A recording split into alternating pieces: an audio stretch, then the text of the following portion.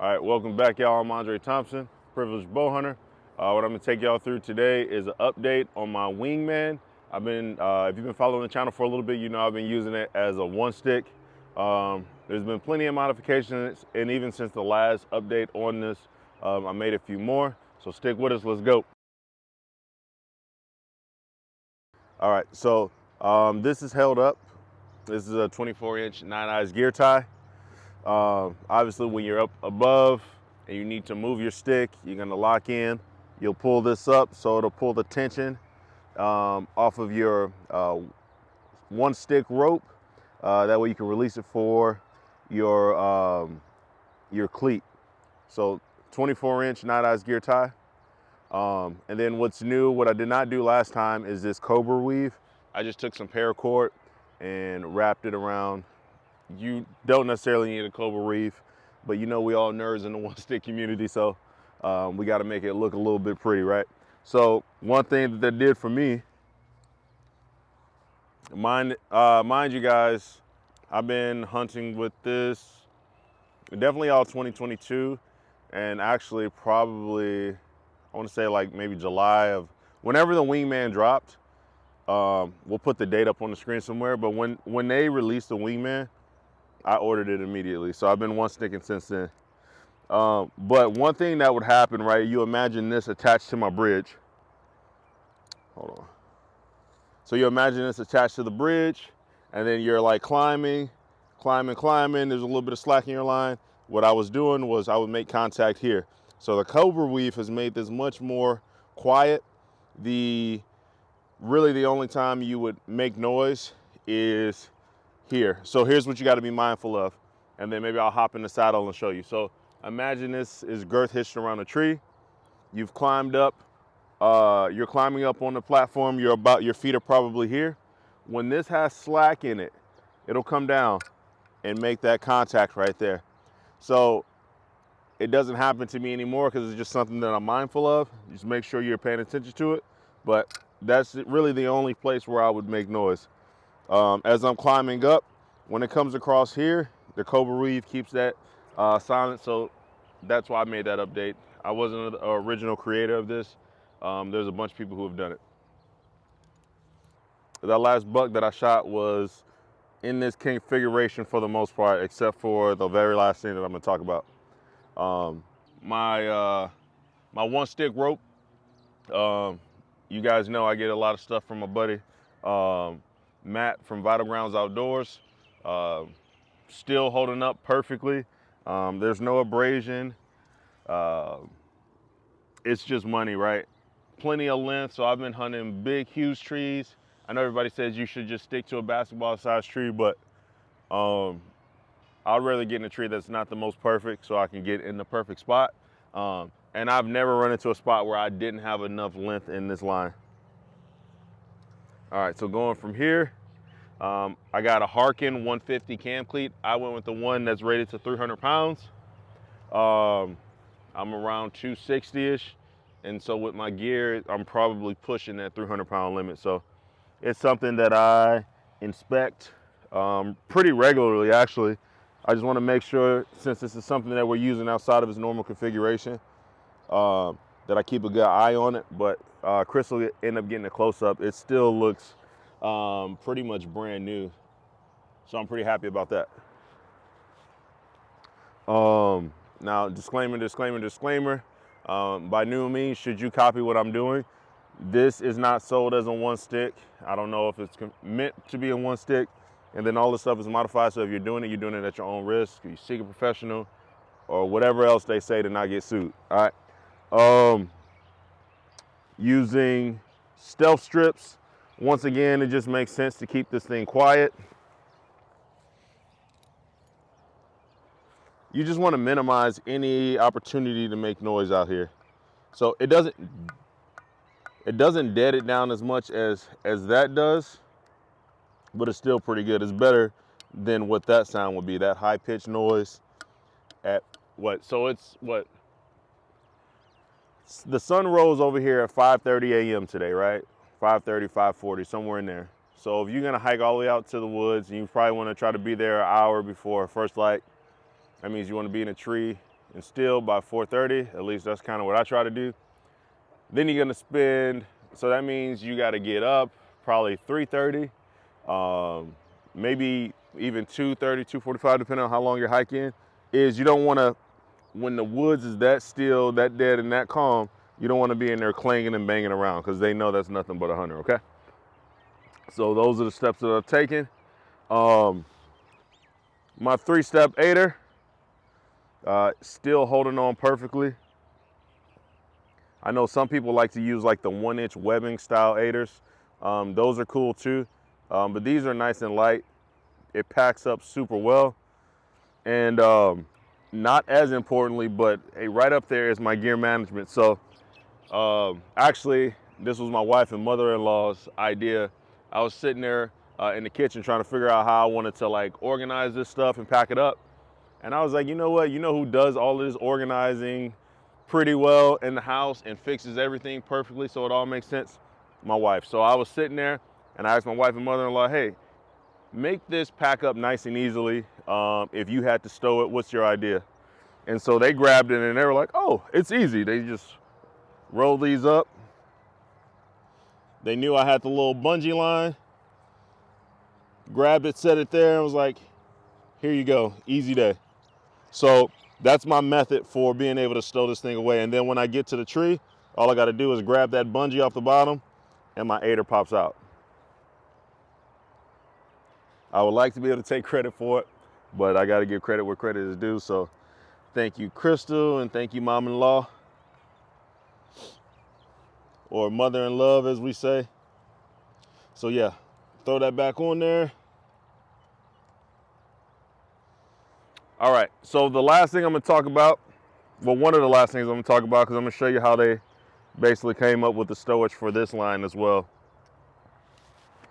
So I was actually blessed with some Eastern Woods outdoor standoffs. So if you can see here, this bracket actually sits away from the tree pretty good. And I have the original ones that it came with. So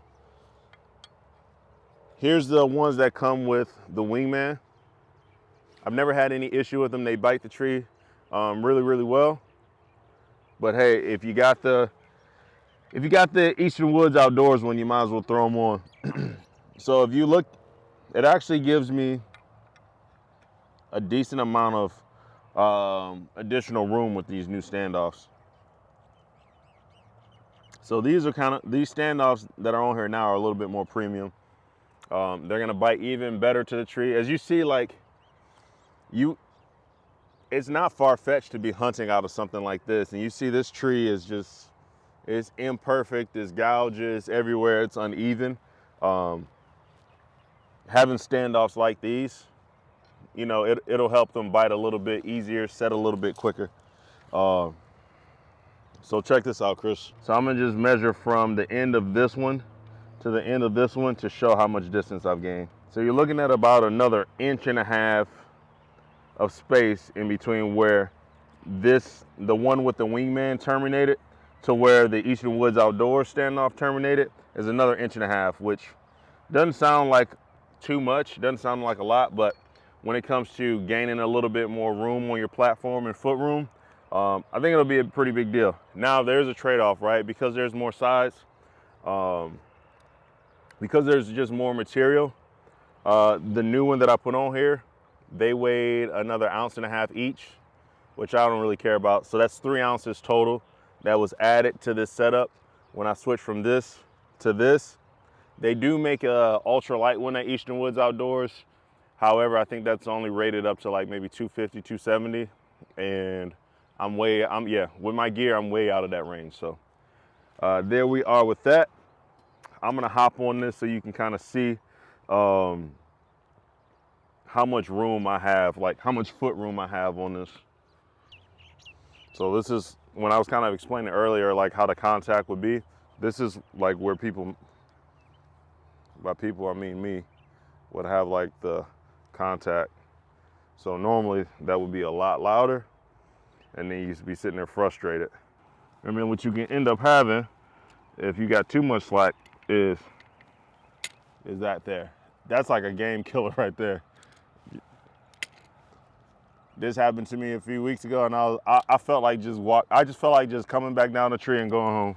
I also try to keep my hands from in between the rope and the tree, because if something happens with the platform and it slips away, I really don't want my fingers caught in that rope like that. So here's what you're gonna be looking at is the room that I have on my, with my feet here. So any really different foot position that I end up in. So for comparison, I wear a size 13. So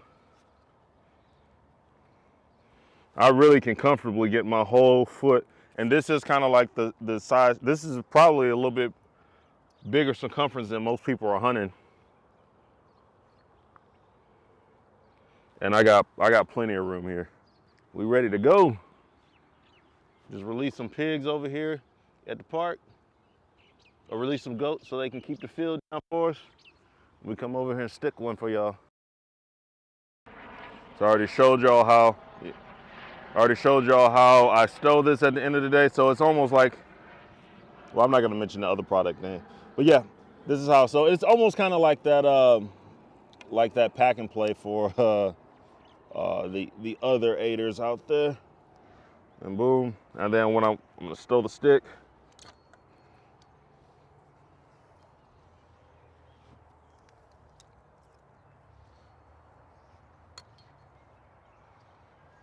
And I'll just give it a couple coils, a couple loops here.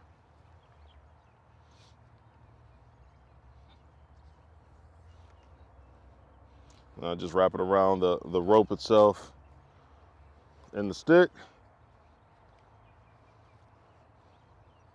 And then when I end it, I'm just coming through here, through the cam cleat itself, nice and tight. And then I just take the little bungee that Matt throws on here and I roll it around the excess. So that's what it's looking like when it's stowed. Now I don't have anything loose or dangling. I bring this down.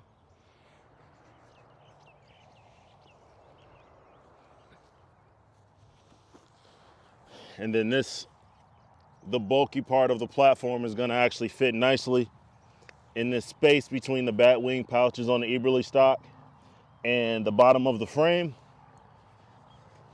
I just tuck that in there. And it only requires just one strap. Nice and snug, man. This thing don't make a sound when I'm walking in the woods. Like, I'm good to go. So, for those who've been wondering, yes, I'm still running the Eberly stock. Threw the Batwing packs back on from the last video, or from the last, it was probably a few videos ago.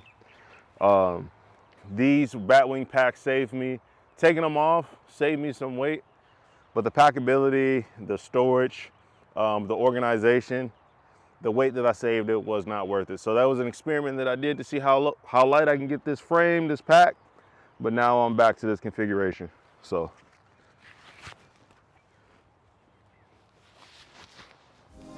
This is what I'm walking in the woods with.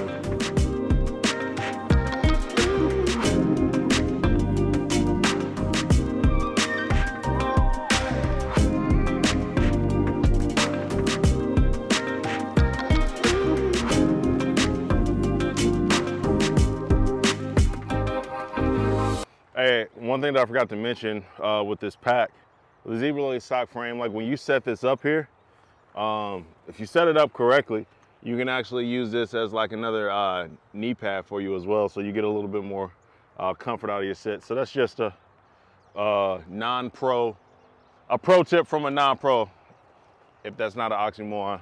But anyways, and we appreciate y'all watching. As always, we love y'all. And please make sure y'all like, comment, share, and subscribe. Tell your friends about the channel. Tell your family members about the channel. Tell Matthews about the channel. Tell everybody about the channel. If you don't know how to spell it, it's P-R-I-V-I-L-E-G-E-D. We know y'all know how to spell bow hunter. We love y'all. Peace.